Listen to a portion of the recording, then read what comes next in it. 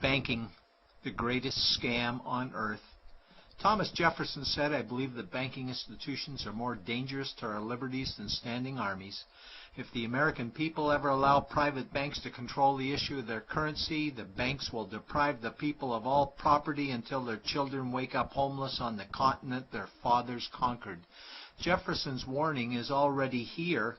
40 million Americans are living on food stamps. Millions more are now homeless, living in tents, all because of one institution, the Federal Reserve System.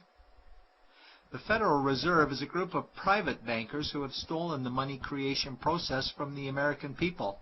Most people still believe the Fed is an agency of the government working in our best interests. It is not.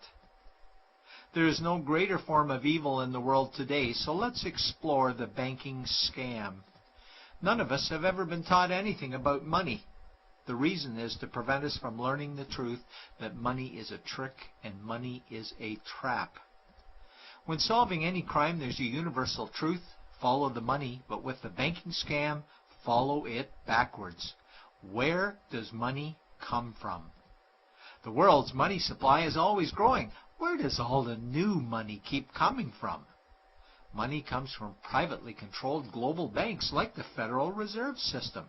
They create money every day, which increases the world's money supply. Because all banks are either owned or controlled by private bankers, the real question is, how do private bankers create new money? And the answer is they create it out of thin air. Bankers create money out of nothing. They make it up. It is a fiction. Wow. Godlike power to create something of value out of nothing. A stroke of a keyboard and money is created. In fact, only 3% of the world's money is even in the form of bills and coins, which means 97% of all money in the world is just numbers typed on a computer screen. This is part one of the banking scam. Money is created out of nothing. The second part of the scam is this phony money is issued as debt. What is debt exactly? Well, when you consider we work our whole lives to pay it off, you could say debt is slavery. But whose debt is this phony money? It's our debt, all of it. It's our debt when we use credit cards, we get student loans, borrow money for mortgages, all bank borrowing. And it's our debt again when the government borrows, which is each and every day. In today's world, money is debt and debt is money, and don't forget the interest charges. Money equals debt and debt equals slavery. Therefore, money equals slavery. Our monetary system is a carefully concealed system of slavery.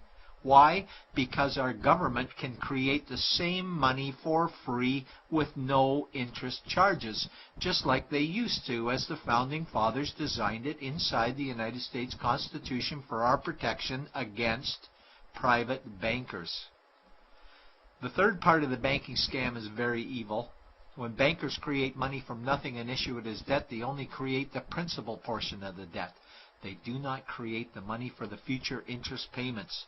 There is not enough money in existence for all of us to make our interest payments. In fact, our money creation system is even mathematically impossible.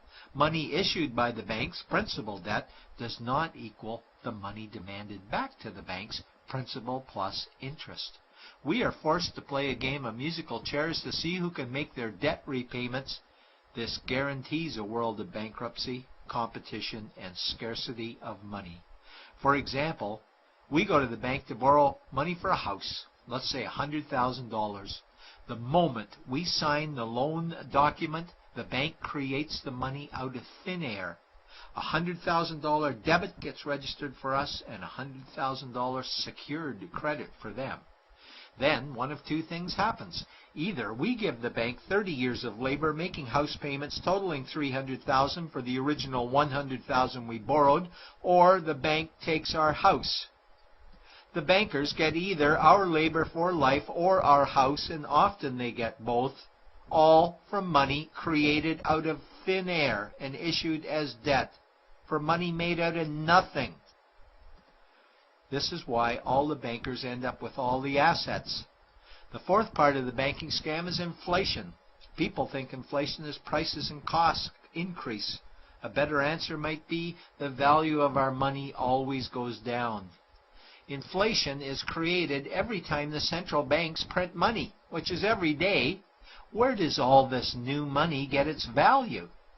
The answer is it steals its value from the existing money supply, where our savings are. Our savings are disappearing because of the new money they're printing.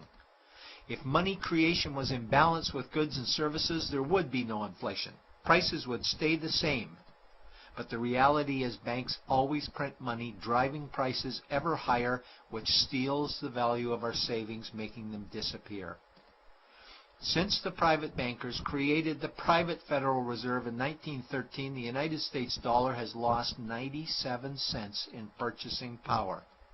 An item in 1913 that cost $100 in 2011 cost $2,230, a price increase of 2,130%.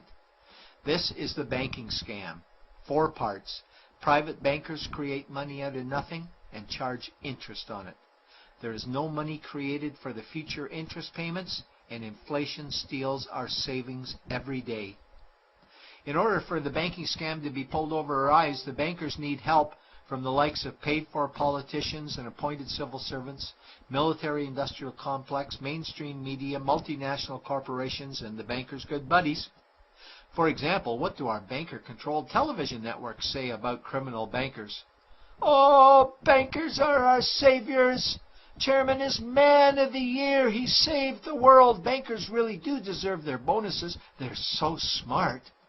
And what do our banker-owned G20 politicians say we need to do?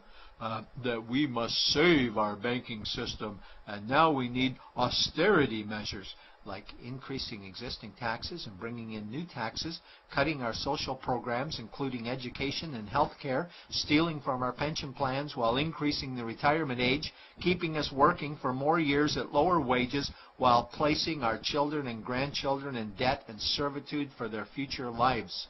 We are being lied to that we must go deeper in debt for bailouts, stimulus packages, quantitative easing, saving the too-big-to-fail banks, credit easing, currency interventions, all names that mean the same thing, more debt to us. Is it not strange that the solution to too much debt is always more debt to us? And where is all this money going?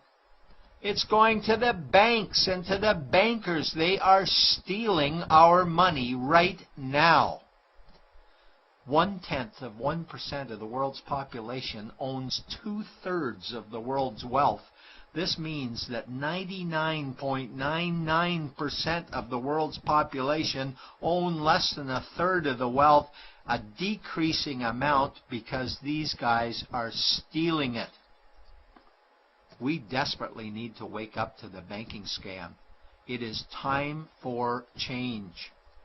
To retake control of our money system, we must stop supporting the banking scam.